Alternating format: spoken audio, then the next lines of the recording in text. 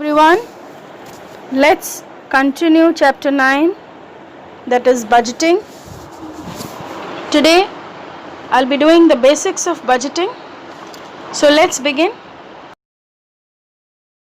Meaning, budgeting is the heart of administrative management, serves positively as a powerful tool of coordination and negatively an effective device to eliminating duplication and wastage. So, what is budgeting? Budgeting, it is the heart of administrative management. Without budgeting, the administration cannot, or the administrative work cannot proceed or move on. Slide is about the definition of budgeting. Budgeting is the formulation of plans for the given future period in numerical terms. This definition was given by Coons.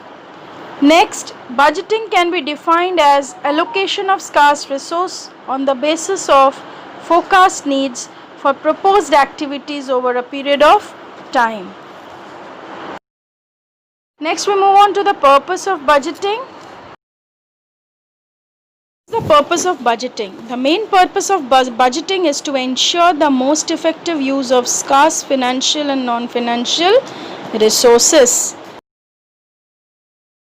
The purpose of budgeting is it provides detailed plan to reduce uncertainty. It controls expenses by efficient and economical manner.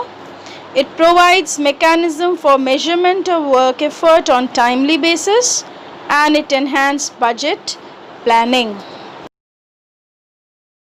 With the specific purpose of budgeting, coordinates effort among organizational department, establish the frame of reference for management decision, provides criterion for evaluating managerial performance, offers useful format for communication, it aids in planning and controlling, it guides for action and future needs, it serves as instrument for economic and social policies, and lastly it conserves the resource by regulation.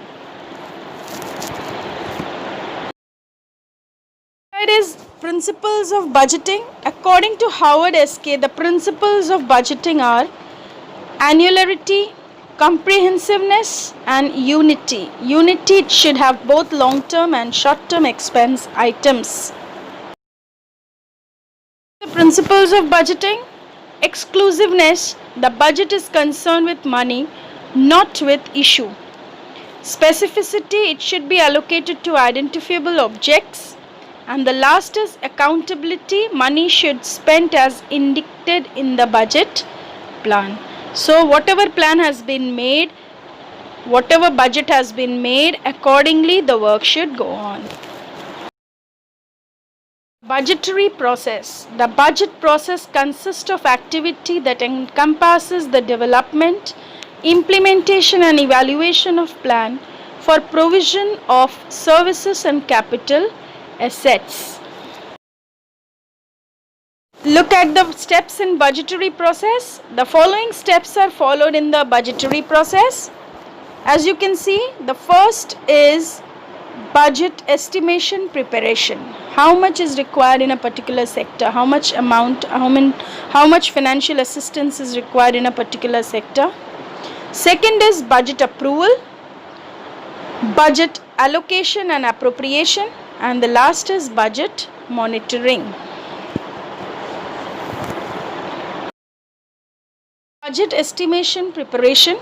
Usually the finances and budget preparation is dealt by account section of the institute. The record of revenue or income and expenditure is usually centralized, and each department is also keeping a record of money received or sanctioned and expenses. I move on to the advantages of budgeting. It helps to create cost awareness, produce cost saving, provides plan for forecast of what is expected, help to clarify accountability and responsibility, and provide communication within the organization. Move on to the disadvantages of budgeting. Over budgeting leads to over expenditure, restricts the activity, and underestimation. If your budgeting is not proper, then it leads to expenditure, then it restricts the activity and underestimation. So please go through the chapter, read your textbook. So hope to see you in the next class. Thank you and have a nice day ahead.